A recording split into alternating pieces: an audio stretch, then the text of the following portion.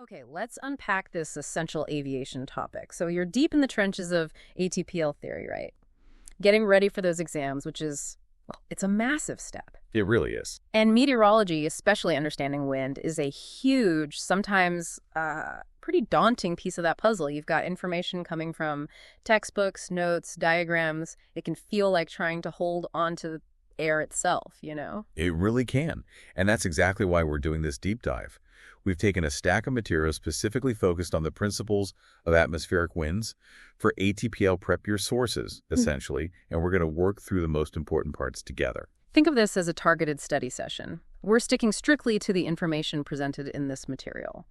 Our mission is to clarify the core principles of wind, understand the forces that drive it, explore different types of winds you'll encounter, and importantly, see how all of this applies to the kinds of questions you might face. Yeah, and we'll even tackle some specific examples directly from the source material later on. And because this is exam prep, we won't shy away from repeating key points. Reinforcement is absolutely crucial for solidifying this knowledge. We're here to guide you through what's most important in these specific sources. All right, let's jump right in with the absolute building blocks, the core concepts and definitions of wind. What are we even talking about when we say wind? Well, our material starts simply and fundamentally. Wind is defined as air in horizontal motion. Horizontal motion. It's not just any movement of air like thermals going up or down. It's the sideways component. Got it. Horizontal motion. And we need to know more than just how fast it's going, right? The source says it's a vector. Precisely.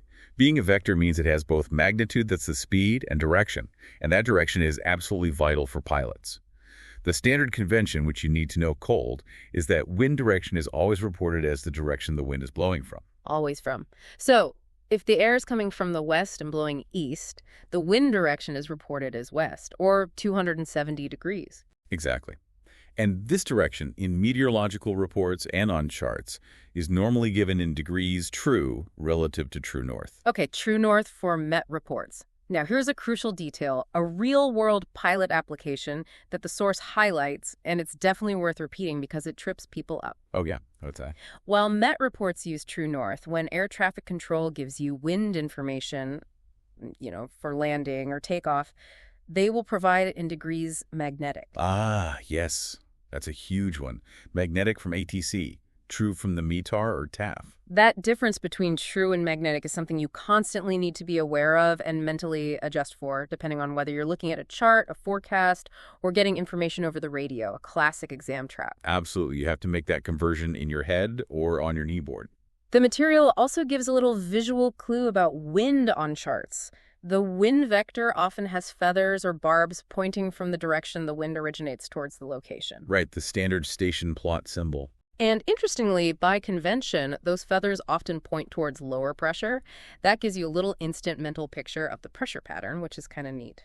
Moving on to speed, the standard unit you'll work with in ATPL exams and most aviation weather reports is knots. Knots. Got it.